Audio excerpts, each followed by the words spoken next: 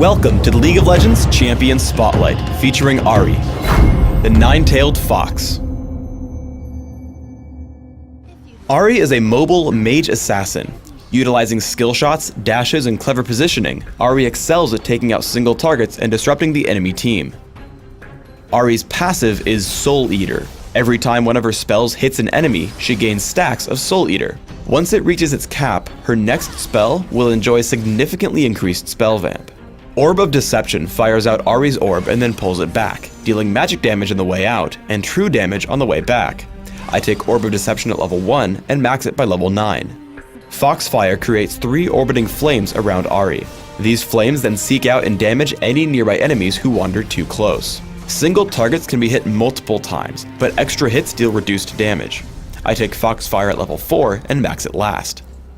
Charm sends out a skill shot nuke that damages and charms the first enemy it hits. Charmed enemies are slowed and walk toward Ahri for a short time. I take Charm at level 2 and max it by level 13. Ahri's ultimate is Spirit Rush. When activated, Ahri dashes toward the cursor and damages 3 nearby enemies. Ahri may dash twice more within a few seconds of first using Spirit Rush before it goes on cooldown. In early laning, I make sure to count the charges on Soul Eater. Once I've capped it out, I use Orb of Deception to hit as large of a minion wave as possible, returning the most health I can. After learning Spirit Rush, I head to gank other lanes. I make the mistake of leading with Charm instead of waiting for a clear shot.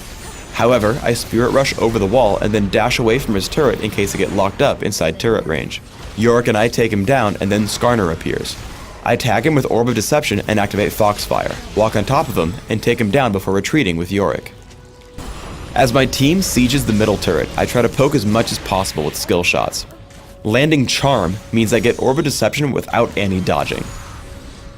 Again, I keep track of Soul Eater stacks, using Foxfire to trigger the spell vamp for Orb of Deception.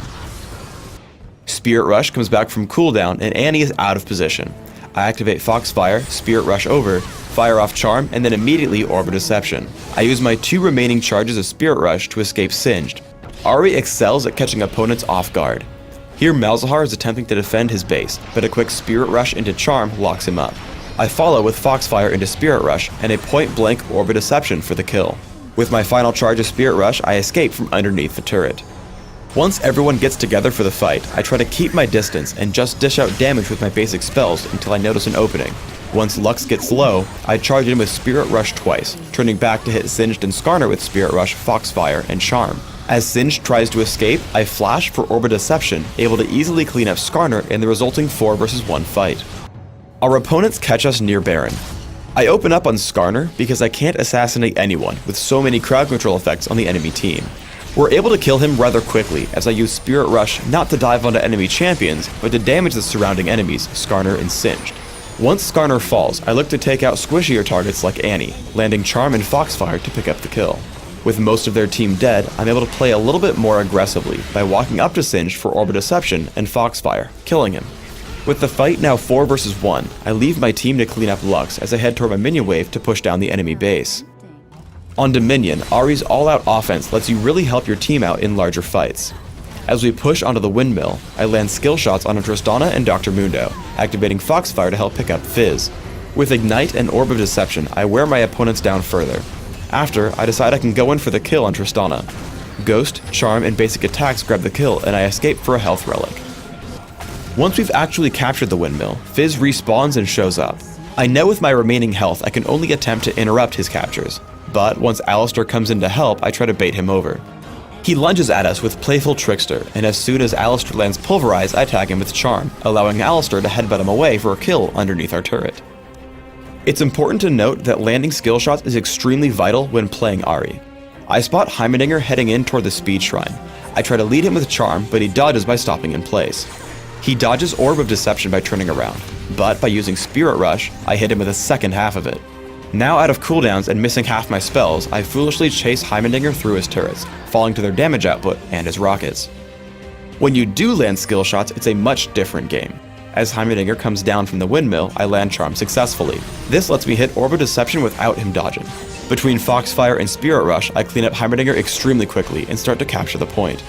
For runes, I take magic penetration marks, ability power per level seals, ability power per level glyphs, and flat ability power quintessences. This build is aimed at giving me the greatest possible magic damage at all stages of the game.